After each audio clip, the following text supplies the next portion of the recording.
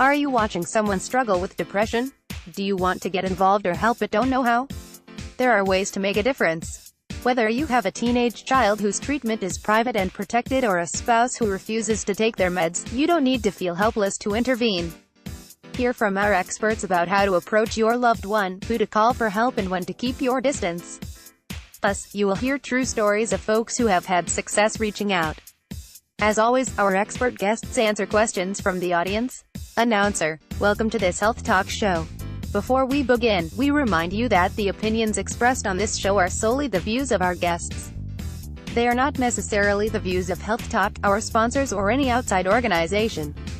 And, as always, please consult your own physician for the medical advice most appropriate for you.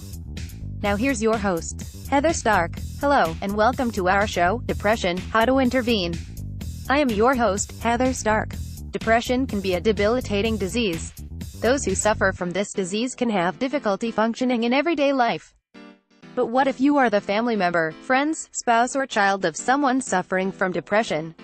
How are you affected, and what is your role? Are there times when you need to step in if treatment doesn't seem to be working or your loved one is getting worse? During our one-hour show, we will talk with our experts about the complicated relationship between the person with depression and the people who love them. Joining us is Anne Sheffield. Anne is the author of 3 books on depression fallout, a phrase she coined to describe the emotional toll on the family and close friends of people with depression and bipolar disorder. She has worked as a scientist at the Battelle Memorial Institute and has run her own consulting firm. She is a member of the advisory boards of Families for Depression Awareness and the Beth Israel Bipolar Family Treatment Center, and a founding member of the National Foundation for Mental Health.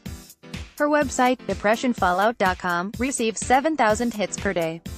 She grew up with a depressed mother, and both she and her own daughter have depression. Welcome, Anne. I'm Sana Sheffield. Thank you, Heather. I am very glad to be here. Heather, good. Also with us is Dr. Bodhi Dunlop, the director of the Mood and Anxiety Disorders program at the Emory University School of Medicine in Atlanta, Georgia. Dr. Dunlop's primary research interests are in the neurobiology and treatment response of major depression and anxiety disorders. In particular, he is interested in the biology underlying motivation and decision-making. He is currently conducting 2 large studies of major depressive disorder exploring the biological factors that predict improvement from treatment with psychotherapy versus those that predict improvement with antidepressant medications. Dr. Dunlop is the author of 3 book chapters and several papers on the neurobiology and treatment of depression and anxiety. He also recently co-authored the book Contemporary Diagnosis and Treatment of Anxiety Disorders. Welcome, Drive. Dr. Bodhi Dunlop. Thank you, Heather. Heather, I am sure we have a lot of people listening whose parent, spouse, child or friend has been diagnosed with depression, but I am guessing that we also have some listeners who may suspect that their loved one is suffering with depression and want to find a way to get them the help they need. If someone has not yet been diagnosed, what's your first piece of advice for the person who is worried about them? Dr. Dunlop. Dr. Dunlop, I think the first thing is not to jump to conclusions about what's wrong but to take note of the behavior or emotional change. Any sustained change in behaviors or emotion needs to be evaluated, and it's important to keep in mind that medical problems can also cause these things. Other diseases can all present with behavioral change or emotional changes. So I think the most important thing is to be keeping an open mind about what the source of the problem might be and to get the person to a physician to be evaluated. It might be a medical problem, it might be depression, but it might be another psychiatric disorder as well, such as bipolar disorder. Heather. So, the first stop is the family doctor. Dr. Dunlop. I think so. I think that's the most reasonable place to start. If they have concerns that this really does seem to be psychiatric, you could also start with a psychiatrist. A psychiatrist can order those same tests. It really doesn't matter which place you start. The physician will approach the disease or the presenting problem in the same way. How would you recommend they convince their loved one to see a doctor for a diagnosis? Dr. Dunlop. That's tricky, depending on the person and how receptive they are.